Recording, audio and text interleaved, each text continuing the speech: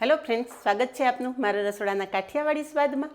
હું ભાવનાબેન રાઠોડ. આજે આપણે બનાવીશું વિટામિન, પ્રોટીન અને ફાઇબરથી ભરપૂર એક પણ લોટના ઉપયોગ વગર, ખારો કે સોડા વગર એકદમ મસ્ત સોફ્ટ અને જાળીદાર નવા મૂઠિયા.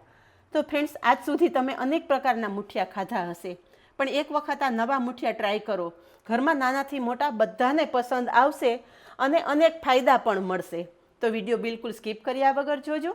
ચાલો બનાવીએ વિટામિન, પ્રોટીન અને ફાઇબરથી ભરપૂર નવા મૂઠિયા. બહુ મસ્ત બન્યા છે. તો વિટામિન, પ્રોટીન અને ફાઇબરથી ભરપૂર માત્ર 2 ચમચી તેલમાં બનતી નવી વેરાયટી બનાવવા માટે અહીંયા મેં અડધો કપ મગની મોગર દાળ 2 કલાક પહેલાં પાણીમાં પલાળી દીધેલી. અને અહીંયા તમે જુઓ કે હાથ અડતા જ તરત કટ થઈ જાય છે. દાળ સરસ પલળેલી હશે ને તો આ રેસીપી તમારી એકદમ મસ્ત પરફેક્ટ તૈયાર થશે. હવે જે પલાળેલી દાળ છે ને એમાંથી આપણે 2 ચમચી જેટલી દાળ અલગ કરી લેશું. એ દાળ સાઈડ પર રાખી દેશું અને જે પલાળેલી દાળ છે ને એ એક મિક્સર જારમાં લઈ લેશું.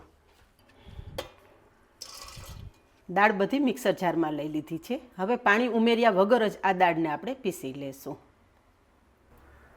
અહીંયા દાળ સરસ પીસી લીધી છે. પીસેલી દાળ એક મિક્સિંગ બાઉલમાં લઈ લેશું. દાળ સરસ પલળેલી હોવાથી પાણી ઉમેર્યા વગર જ દાળ આટલી મસ્ત પીસાઈ જશે. અહીં અમે બીજું એક બાઉલ લીધેલું છે. એમાં 1 કપ જાડા પૌવા ઉમેરશું અને પૌવાને સરસ ધોઈ લેશું. પૌવા ઉપર પુષ્કળ પ્રમાણમાં ડસ્ટ હોવાથી પૌવાને ધોઈને જ ઉપયોગમાં લેવાના. જો તમે એમનેમ જ પૌવા ઉપયોગમાં લેવાના હોય તો પૌવાને પહેલાં ચોખ્ખા કપડાથી સરસ લૂછી લેવાના, પછી પૌવાને ઉપયોગમાં લેવાના. તો આ પાણી કાઢીને વધારે એક પાણીથી આપણે પૌવા ધોઈ લેશું. અહીંયા પૌવા સરસ ધોઈ લીધા છે. હવે ધોયેલા પૌવા છે ને એ આપણે દાળ સાથે ઉમેરી દઈશું. તો વેજીટેબલમાં અહીંયા મેં સ્વીટકોર્ન લીધા છે, અધકચરા વટાણા લીધા છે, ડુંગળી લીધી છે અને કેપ્સિકમ લીધા છે. સાથે ફ્રેશ સમારેલી કોથમરી લીધી છે. વેજીટેબલ તમારા ઘરમાં જે હાજર હોય ને તે ઉપયોગમાં લઈ શકો છો. સ્વીટકોર્ન પણ મેં અધકચરા ક્રશ કરી લીધા છે.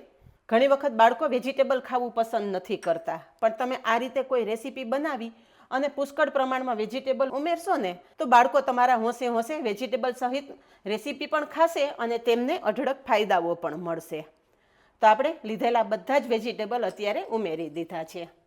સાથે 2 ચમચી આદુ મરચાંની પેસ્ટ પણ ઉમેરશું અને જે આપણે બચાવી રાખેલી દાળ છે ને એ ઉમેરી દેશું.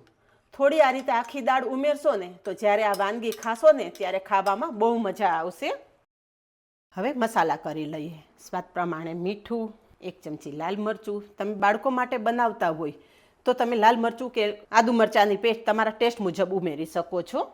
અડધી ચમચી હળદર, 1 ચમચી ખાંડ અને 2 ચમચી જેટલો લીંબુનો રસ ઉમેરશું.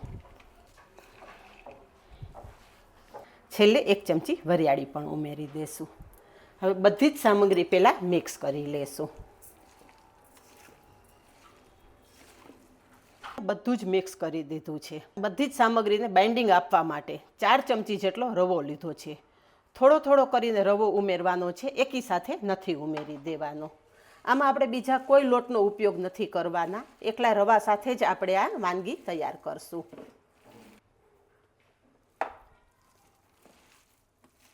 બધું મિક્સ કરી દીધું છે. હવે બાકી બચેલો રવો પણ ઉમેરી દઈશું. અહીંયા બધું સરસ મિક્સ કરી લીધું છે. એક વખત હાથેથી બોલ વાળી અને જોઈ લેવાનો. જો આ બોલ છૂટો પડતો હોય અને વધારે બાઇન્ડિંગની જરૂર હોય તો 2 ચમચી જેટલો વધારે રવો ઉમેરી શકો છો, કે રવાની જગ્યાએ તમે થોડો ચણાનો લોટ પણ ઉમેરી શકો છો. અત્યારે આપણું મિશ્રણ પરફેક્ટ છે. તો હવે મીડિયમ સાઇઝના બોલ બનાવી લેશું.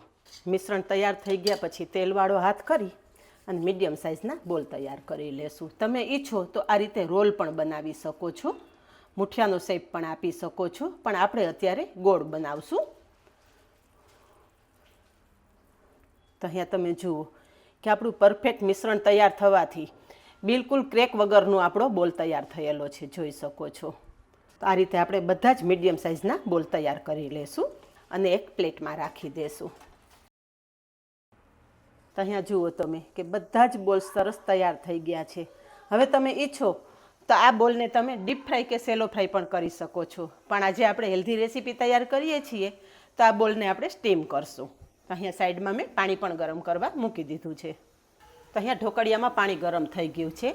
હવે અંદરનો ભાગ બિલકુલ ક્ષારવાળો ન થાય એ માટે આપણે લીંબુના 2 છોતરા ઉમેરી દઈશું અને ઉપર આ પ્લેટ રાખી દઈશું. જે તૈયાર કરેલા બોલ્સ છે ને એક એક કરી અને સ્ટીમ કરવા મૂકી દઈશું. અહીંયા તૈયાર કરેલા બધા જ બોલ સ્ટીમ કરવા મૂકી દીધા છે. ઢાંકણ ઢાંકી દઈશું. ગેસની ફ્લેમ હાઈ રાખશું અને 20 મિનિટ બધા બોલ્સને સ્ટીમ કરી લેશું. મુઠિયા સ્ટીમ કરવા મૂક્યા ને 20 મિનિટ જેવો સમય થઈ ગયો છે. એક વખત ચેક કરી લઈએ. તો અહીંયા તમે જોઈ શકો છો કે મુઠિયા ફૂલી અને સાઈઝ મોટી થઈ ગઈ છે. ટૂથપીક નાખી અને ચેક કરીએ તો અહીંયા તમે જુઓ કે ટૂથપીક એકદમ ક્લીન બહાર આવે છે. મીન્સ કે આપણા મુઠિયા પરફેક્ટ સ્ટીમ થઈ ગયા છે. ગેસની ફ્લેમ બંધ કરી દેશું. તૈયાર થયેલા મુઠિયા એક પ્લેટમાં લઈ લેશું. અહીંયા તમે જોઈ શકો છો એકદમ પરફેક્ટ મુઠિયા તૈયાર થયા છે. સ્ટીમ થવા છતાં પણ મુઠિયા એકબીજા સાથે બિલકુલ ચીપક્યા નથી. બધા જ મુઠિયા એક પ્લેટમાં કાઢી લીધા છે. તમે ઈચ્છો તો આ મુઠિયાને આમનમ પણ ખાઈ શકો છો. કેચઅપ કે કોઈ ડીપ સાથે તમે સર્વ કરી શકો છો. પણ અત્યારે આ મુઠિયાને વધારે ટેસ્ટી બનાવવા માટે એક સ્પેશિયલ વઘાર કરશું. તો ગેસ પર કડાઈમાં 2 ચમચા જેટલું તેલ ઉમેરશું. તેલ ગરમ થાય એટલે 1 ચમચી રાઈ, અડધી ચમચી જીરું, અડધી ચમચી મેથી, 8 થી 10 મીઠા લીમડાના પાન સમારી લીધા છે એ ઉમેરશું. 1 લાલ મરચાંના ટુકડા અને સાથે 2 ચમચી જેટલા સફેદ તલ ઉમેરશું. ગેસની ફ્લેમ ધીમી રાખી અને વઘાર એકદમ સરસ કકડાવી લેશું. વઘાર સરસ તૈયાર થઈ ગયો છે. થોડી હિંગ ઉમેરશું અને તરત જ તૈયાર કરેલા જે આપણે મુઠિયા છે એ ઉમેરી દઈશું. હવે મુઠિયાને આમ જ તમે કરશો ને એટલે જેમ જેમ મુઠિયા ફરતા જશે ને એમ વઘારનું કોટિંગ થઈ જશે. આ મુઠિયાને તમારે ચમચો પણ અડાડવાની જરૂર નથી. તો અહીંયા તમે જોઈ શકો છો કે આપણા મુઠિયા સરસ ફરતા રહે છે ને એમ એમ વઘારનું સરસ કોટિંગ પણ થતું રહે છે. તો અહીંયા તમે જોઈ શકો છો કે હાથ અડાડ્યા વગર જ આપણા મુઠિયા પર વઘારનું એકદમ મસ્ત કોટિંગ થઈ ગયું છે. હવે છેલ્લે ફ્રેશ સમારેલી કોથમરી ઉમેરી દઈશું. તો જોતાં જ ખાવાની ઈચ્છા થઈ જાય ને એવા વિટામિન ફાઈબરથી ભરપૂર આપણા મુઠિયા તૈયાર થઈ ગયા છે.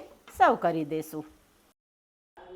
અહીંયા બધા જ મુઠિયા મેં સર્વ કરી દીધા છે. અને ફ્રેન્ડ્સ લુક તો તમે જુઓ કેટલા મસ્ત આ મુઠિયા તૈયાર થયા છે. તો અહીંયા તમે જુઓ કે ખારો સોડા કે ઈનોના ઉપયોગ વગર તૈયાર કરેલા આપણા મુઠિયા એકદમ સોફ્ટ તૈયાર થયા છે. તમે જુઓ ફ્રેન્ડ્સ કે કેટલી મસ્ત જાડી પડેલી છે.